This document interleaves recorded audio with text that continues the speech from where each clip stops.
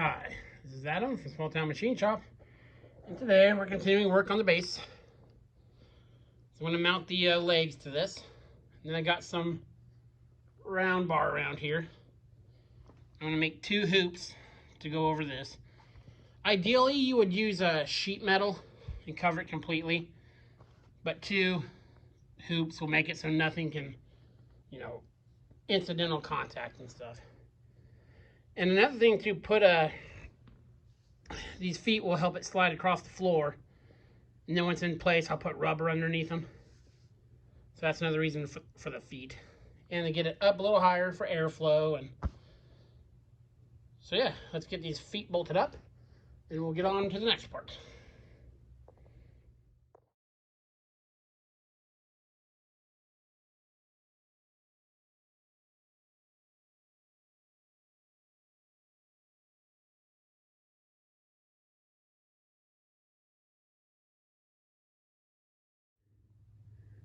Okay, I've had a slight design change I want to do.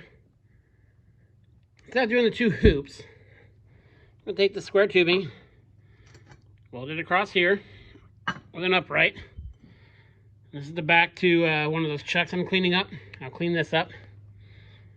I'll slide that guy over there. Then there'll be an upright piece supporting that. Of that same square tube. And I'll notch it with a hole saw bit, probably. Yeah, I think I have a hole saw bit that big. That way, nothing can touch it. And it'll be nice and rigid. That way, if anything were to fall on it or anything like that. So yeah, I'll get to making this. Let me get this square tube cut and welded in, and I'll bring you back.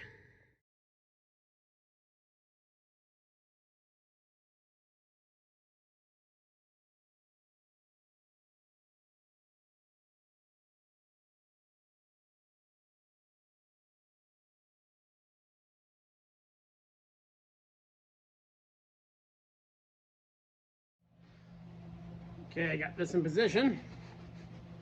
Put a few welds on it. We don't need to overdo it. And I just looked at my argon bottle, and man, is it low. So I'm hoping I have enough to actually finish this project. Be off to the cylinder store tomorrow, or probably the next day. Okay.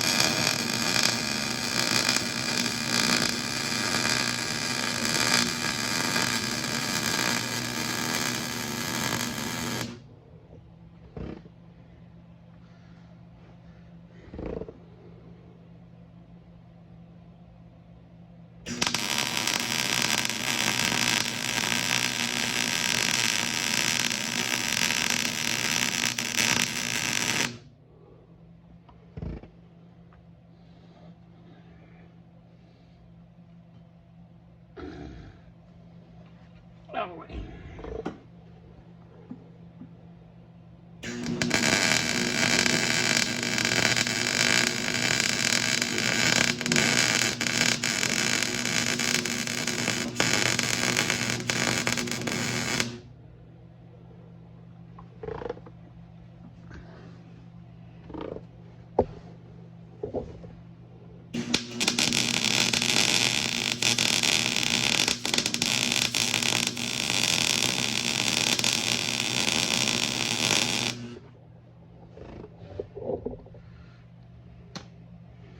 Okay, now we'll get to cleaning up this guy and making the upright piece. I'll bring you back. Okay, so what I've done, selected a hole saw as close to the OD of this as I could. It's a little under, but as you know, most hole saws have a little bit of, they cut a little bigger than they always do, so, or their size. There's two ways to do this. You need to have a place for the pilot to go to keep it going and keep it engaged. So you can do it this way, which wastes just a little bit of stock, or you can do it with a piece of wood for the pilot to go in.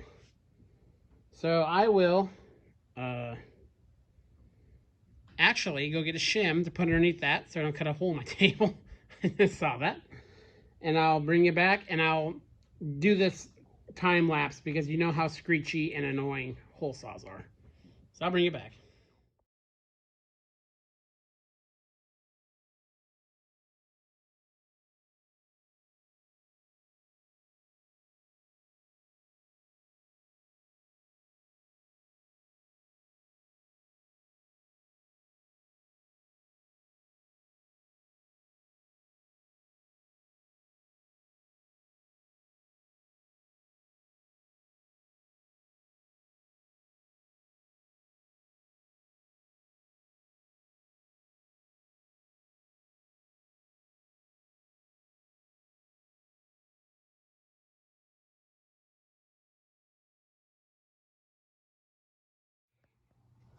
Okay, got most of the prep work done. My poor Walker Turner drill press really needs new belts. So that was the easiest thing to do. As you can see, that is plenty good for what we're doing.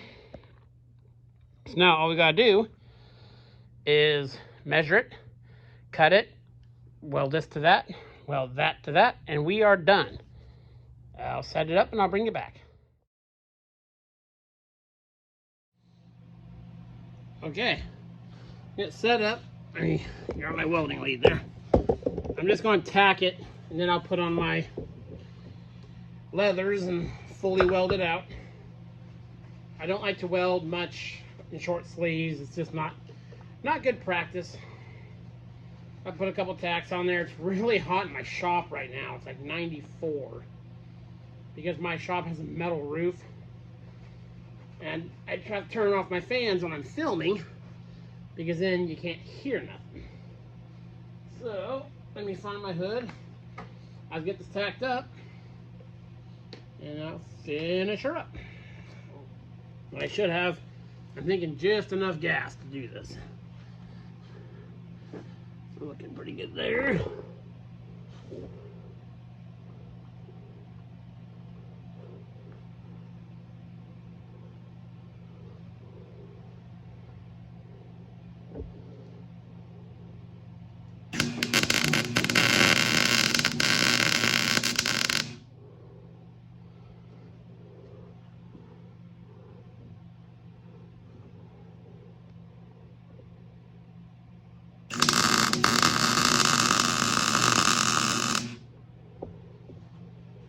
Okay.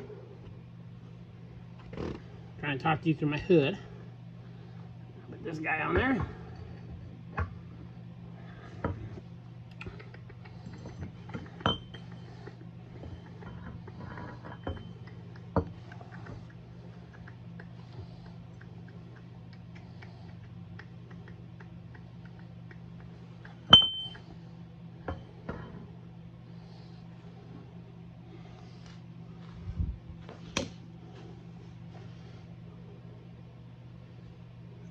Let me sneak in front of you here. Good clearance all the way around. I'm probably going to put a plate on the end of that. Let me back this up here just a bit. I don't like touching the motor, but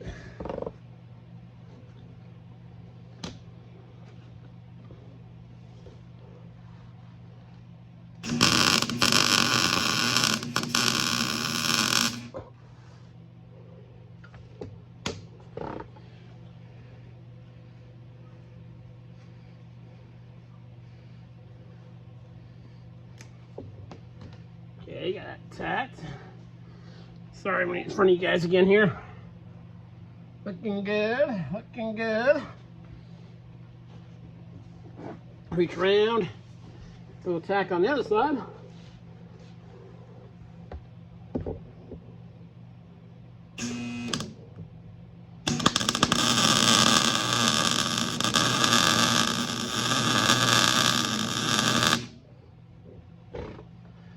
Okay.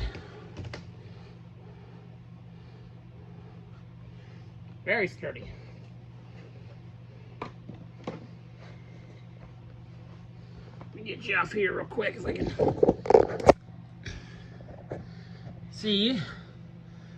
Shaft is clearance all the way around. Yeah. Still plenty of... I know it probably wouldn't matter, but I didn't want to put that on this side because I wanted to leave the fans open as much as possible. So I can just finish welded up.